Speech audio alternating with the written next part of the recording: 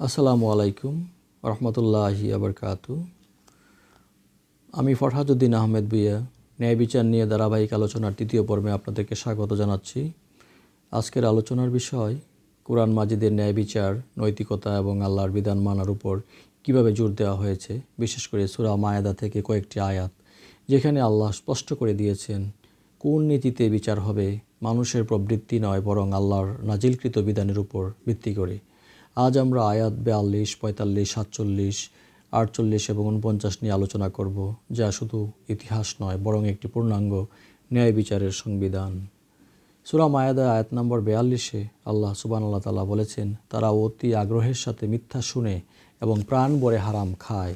সুতরাং যদি তোমার কাছে আসে তবে চাইলে তাদের মধ্যে ফায়সালা করো কিংবা তাদেরকে উপেক্ষা করো। তুমি তাদের থেকে মুখ ফিরিয়ে নিলে তারা তোমার কোনো ক্ষতি করতে পারবে না। আর যদি ফায়সালা করো তবে তাদের মধ্যে ইনসাফের সাথে ফায়সালা করো। নিশ্চয়ই আল্লাহ ইনসাফকারীদের ভালোবাসেন।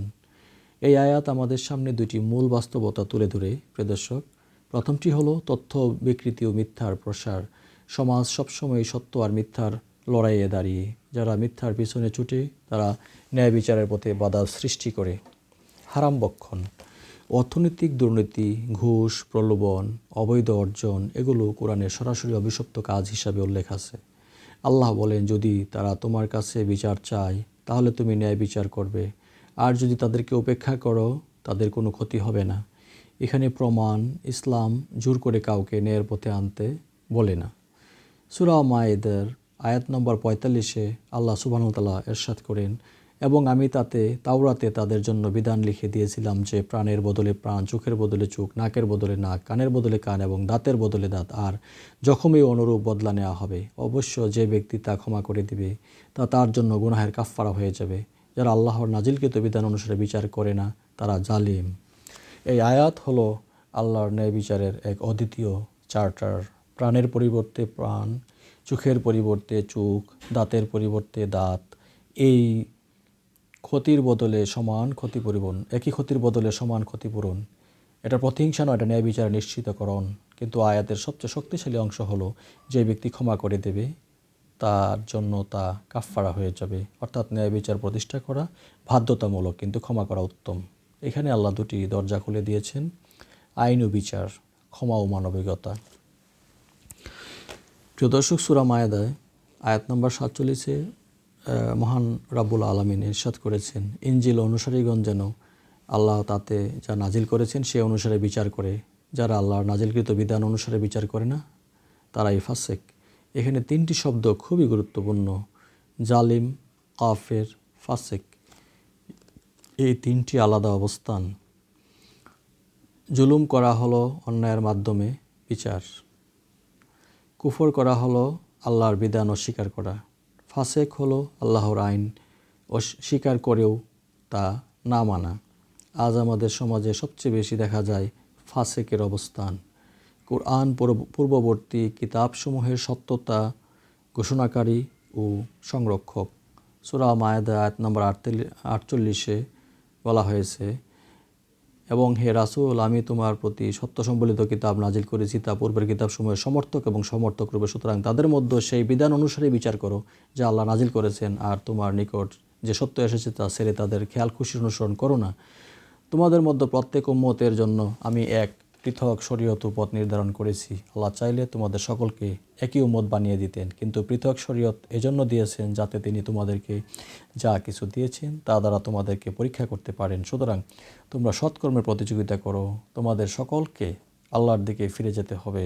অতএব যে বিষয়ে তোমরা মতভেদ করেছিলে সে সম্পর্কে তিনি তোমাদেরকে অবহিত করবেন।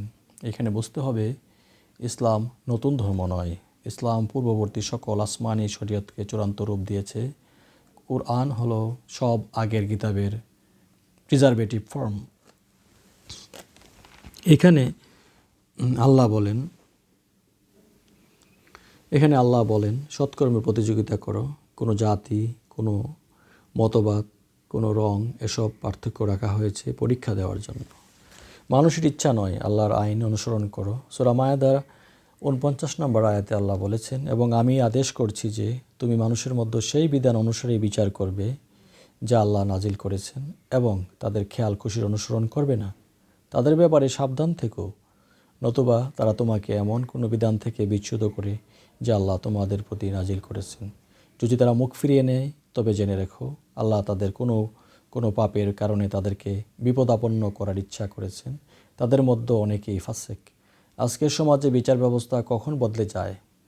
চাপ, ক্ষমতা, মিডিয়া, আবেগ, দলীয় স্বার্থ, এসবগুলোর কারণে। আল্লাহ স্পষ্ট নির্দেশ দিয়েছেন এগুলোকে উপেক্ষা করতে হবে। যারা আল্লাহর আইন ছাড়ে তারা শাস্তিযোগ্য অপরাধ করেছে। এই আয়াতগুলোর সারমর্ম হলো ইসলাম সঠিক বিচার ব্যবস্থা দেয়, ব্যক্তিগত ইচ্ছা নয়, আল্লাহর বিধান সর্বোচ্চ। ন্যায় বিচার বাধ্যতামূলক, ক্ষমা শ্রেষ্ঠ। কোরআন হলো একটি সম্পূর্ণ আইন ব্যবস্থা ও জীবনের সংবিধান।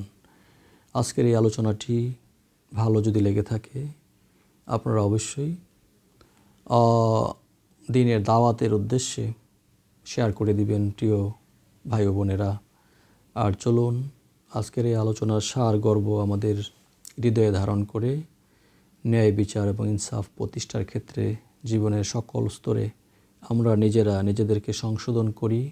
পরিবারের থেকে শুরু করে রাষ্ট্রীয় পর্যায়ে সকল ক্ষেত্রে ইনসাফ প্রতিষ্ঠার জন্য সকলের সাথে ইনসাফ প্রতিষ্ঠার জন্য শপথবদ্ধ হই। পবিত্র কুরআন মাজিদের আয়াতসমূহের যে নির্দেশনা আল্লাহ তাআলা দিয়েছেন সেগুলার যথার্থ অনুধাবন করে আমরা যেন নিজেদের জীবনকে গড়ে তুলতে পারি এবং পরবর্তী প্রজন্ম যারা আসবেন তারাও যেন তা থেকে শিক্ষা নিয়ে আমাদের পরিবার, সমাজ, রাষ্ট্র এবং সারা পৃথিবীর মানুষের মাঝে যেন সেই কুরআন মাজিদের অমীয় বাণী পৌঁছে দেওয়ার একটা সুযোগ হয়, সেই প্রত্যাশা ব্যক্ত করি আজকের মতো আলোচনা এখানেই শেষ করছি। আশা করি পরবর্তী আলোচনায় আপনাদের সাথে আবার দেখা হবে। সেই পর্যন্ত ভালো থাকুন, সুন্দর থাকুন, সুস্থ থাকুন। আসসালামু আলাইকুম ওয়া রাহমাতুল্লাহি ওয়া বারাকাতুহু।